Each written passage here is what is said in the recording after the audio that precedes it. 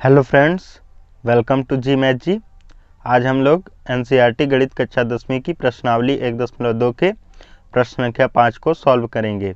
तो आइए वीडियो शुरू करते हैं। ठीक है, क्वेश्चन नंबर 5 दिया हुआ है फ्रेंड्स। जांच कीजिए कि क्या किसी प्राकृतिक संख्या n के लिए संख्या 6 के पावर n अंक 0 पर समाप्त हो सकती है। तो इसको हल करना है। ठीक है, तो कैसे करेंगे?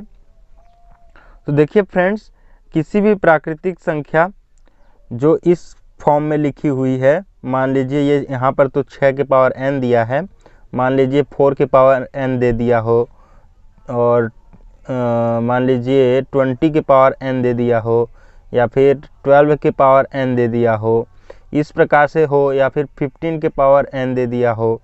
तो ये n की आप डिफरेंट वैल्यू लेंगे। तो पूछा जा रहा है कि क्या ये 0 पर समाप्त होगा कि नहीं। तो कैसे पता लगेगा कि कौन सा 0 पर समाप्त होगा और कौन सा 0 पर समाप्त नहीं होगा। तो इसके लिए आपको एक नियम याद रखना है फ्रेंड्स। वो नियम क्या है वो मैं लिख देता हूँ, आप लोग नोट कर लीजिएगा। देखिए नियम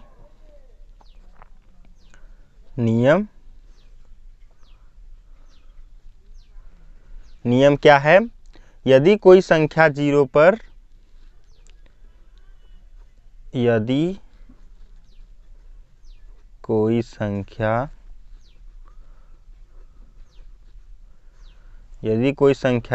पर समाप्त होना चाहती है तो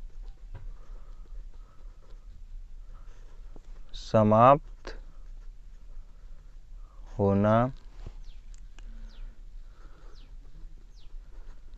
चाहती है तो उसके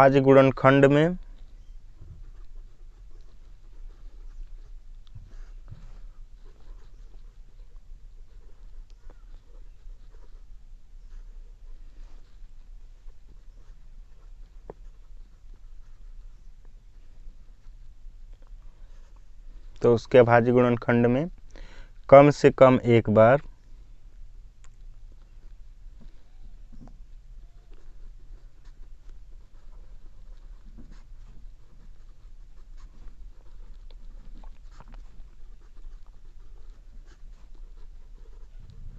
कम से कम एक बार 2 × 5, ठीक है फ्रेंड्स, आना चाहिए। ये सफिशिएंट कंडीशन है, 2 × 5 आना ही चाहिए, तभी वो 0 पर समाप्त होगी, अन्यथा नहीं। अब जैसे 4 के पावर n है, आप n की कोई भी वैल्यू ले लीजिए, वो 0 पर समाप्त नहीं होगी। क्यों? क्योंकि 4 का देखिए गुणनखंड करिए, अभाज्य गुणनखंड करिए, 2 × 2 आएगा, तो 2 आ गया, 2 तो आ गया, 5 नहीं आया। ठीक है, 5 जब नहीं आया तो ये नहीं समाप्त होगा।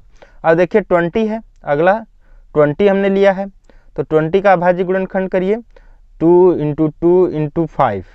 ठीक है, तो देखिए 2 × 2 × 5 आ गया ना। 2 × 5 अगर ये कम से कम एक बार आना चाहिए, अधिक से अधिक कितना भी आ सकता है, तो एक बार अगर आ गया तो काम हो गया। फिर इसी प्रकार से 12 देखिए, 12 के पावर n अगर क्वेश्चन में ये होता तो 2 × 3, देखिए 2 तो आया लेकिन 5 नहीं आया, तो ये वाला भी 0 पर समाप्त नहीं होगा। इसी प्रकार से ये देखिए 3 × 5 है, होगा फैक्टर, इसमें देखिए 5 तो आया पर 2 नहीं आया, तो ये भी 0 पर समाप्त नहीं होगा। ठीक है, तो हम इसका हल लिखेंगे फ्रेंड्स। देखिए हल,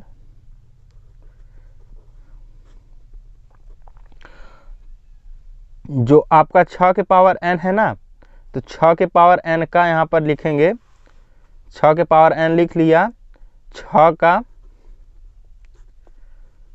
अभाज्य गुणनखंड करने पर, 6 का अभाज्य गुणनखंड करने पर क्या आएगा? 6 के अभाज्य गुणनखंड कर लीजिए, 6 के 2 से लगाएंगे 3 आ जाएगा, 3 से लगाएंगे 1 आ जाएगा। ठीक है, 6 के अभाज्य गुणनखंड क्या आ गए? 6 के अभाज्य गुणनखंड आ गए 2 × 3। ठीक है, तो यहाँ पर देखिए, यहाँ पर हम लिखेंगे कि चूंकि चूंकि 6 का अभाज्य गुणनखंड करने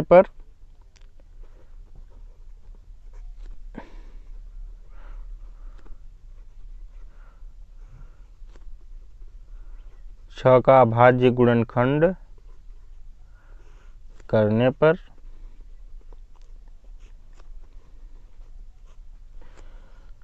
यह 2 गुणे 5 के रूप का नहीं है, यह 2 गुणे 5 के रूप का नहीं है,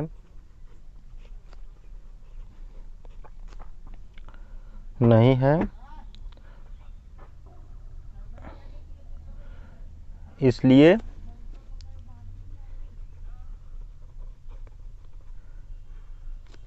यह कभी भी 0 पर समाप्त नहीं होगी। ठीक है फ्रेंड्स, किसी भी प्राकृतिक संख्या n के लिए बस आपको इतना लिख देना है, आपका काम हो जाएगा। किसी भी प्राकृतिक संख्या n के लिए। आई होप आपको ये प्रश्न समझ में आ गया होगा। अगर ये प्रश्न समझ में आया है तो वीडियो को लाइक करिएगा और चैनल पर अगर नए हो तो चैनल को सब्सक्राइब करिएगा। ठीक है फ्रेंड्स, धन्यवाद।